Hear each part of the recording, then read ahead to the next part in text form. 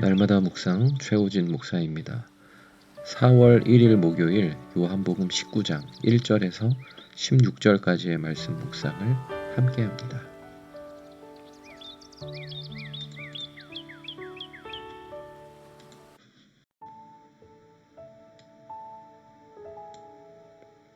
대중의 거센 요구로 인해 빌라도는 어쩔 도리 없이 강도 바라바가 아닌 예수에게 채찍을 가합니다. 예수에게 죄가 없다는 것을 확신하면서도 유대인들의 정죄를 빌라도는 이기지 못합니다. 유대인들이 예수는 자칭 하나님의 아들이라 주장하기에 죽여 마땅하다고 말하면 빌라도는 금세 정말 그런가 라는 생각으로 흔들립니다. 빌라도는 유대인들의 말에 흔들려서 다시 예수에게 출처를 묻습니다. 정말 하나님으로부터 온 사람인지를 확신하고 싶어 합니다. 예수를 놓아줄 권한이 자기에게 있다는 말까지 하는 것을 보면 빌라도는 정말 예수의 무죄가 입증되기를 간절히 바라는 것 같습니다. 그러나 예수님은 자신의 출처 그리고 십자가 처형의 불가피함을 이렇게 한마디로 답하십니다. 위에서 주지 아니하셨더라면 나를 해할 권한이 없었으리니.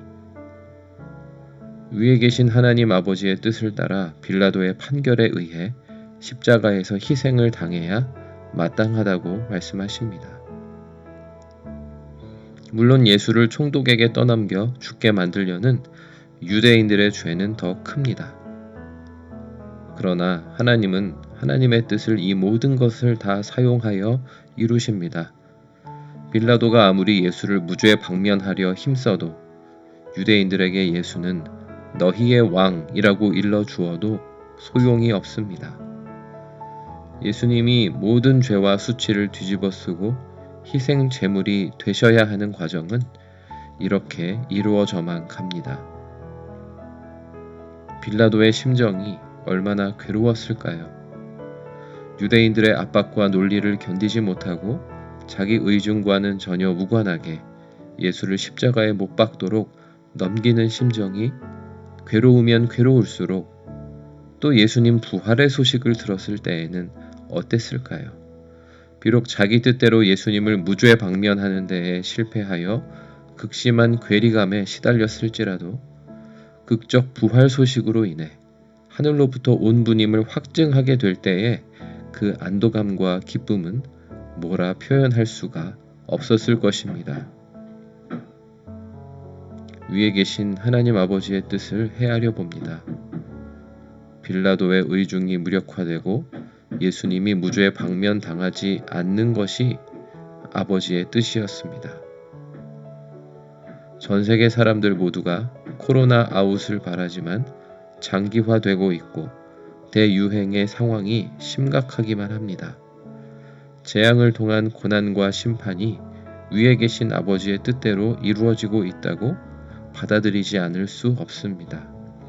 답답하고 괴로운 상황이지만 담담히 받아들일 수밖에 없습니다. 부활절이라는 절기를 생각하면 잔치를 벌이고 싶지만 프랑스의 코로나 상황이 연일 심각하고 또 성도들 중에도 이래저래 확진자 접촉 정황이 발생하고 있어 잔치 벌일 생각을 내려놓을 수밖에 없습니다.